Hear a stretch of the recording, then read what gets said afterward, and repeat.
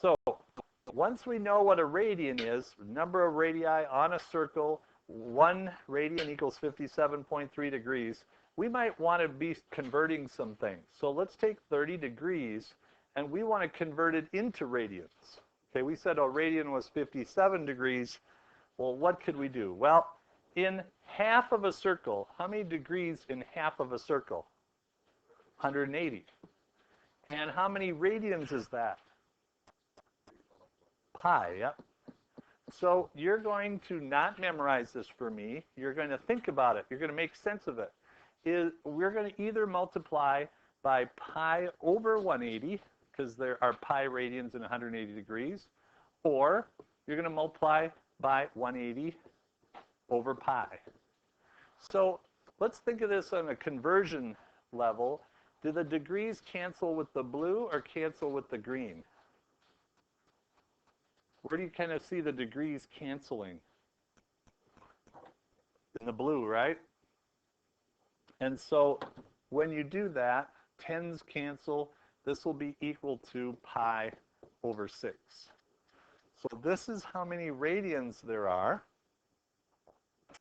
30 degrees. So take your calculators out and take 180 and divide by pi.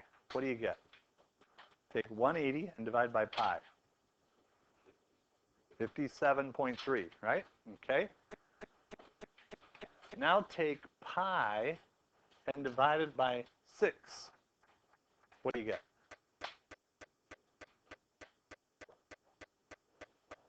What's that? Point what? 523. 524. Okay. So a little more than half. Okay. So interesting, a little more than half.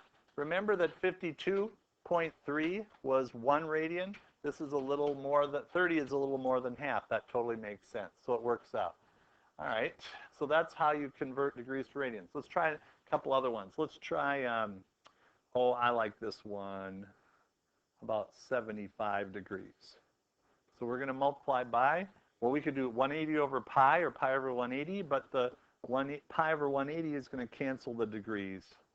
So if you divide by 5, you're going to get 15 pi over, what is that, 20? No. Is that right? Divide by 5 again. I just feel like I didn't do that right. 75 divided by 5 is 15 there. That's right, over 36. And this can divide by 3, so you can get 5 pi over 12. There you go.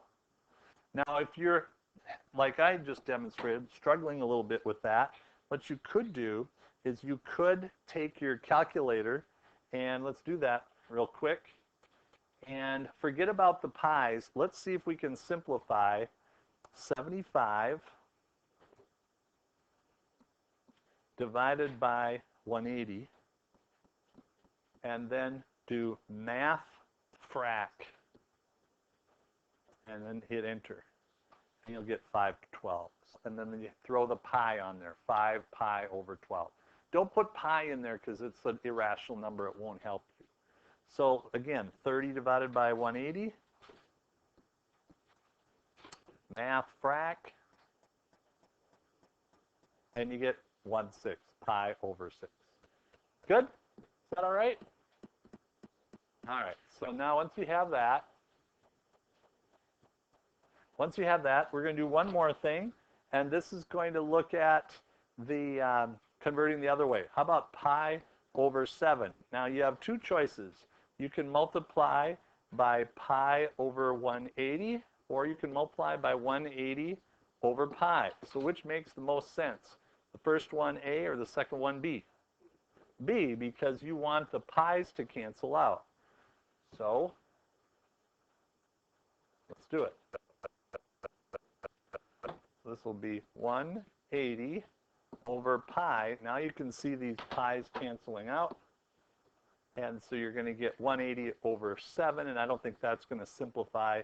And you decimal, you'll get degrees for that. Anything with, how about 5 pi over 6? You try that one. What do you multiply by? 180 over pi or pi over 180?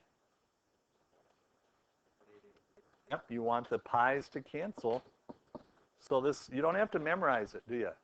You just did that in one circle. It's pi radians in 180. So you just either multiply by 180 over pi or pi over 180. And this is going to be 150 degrees. Yep. So that's how you convert degrees to radians and radians to degrees. A radian has 3 parts to it. 1 radian equals 52.7 degrees. Whenever you're looking at number of radians on a circle to form an angle, then you have a radian. And then the last thing is it's universal. Unit for angle when measuring things like area and length, which we're going to see on the next video. As I was corrected, 57.3. So fix that, 57.3. Thank you. Degrees.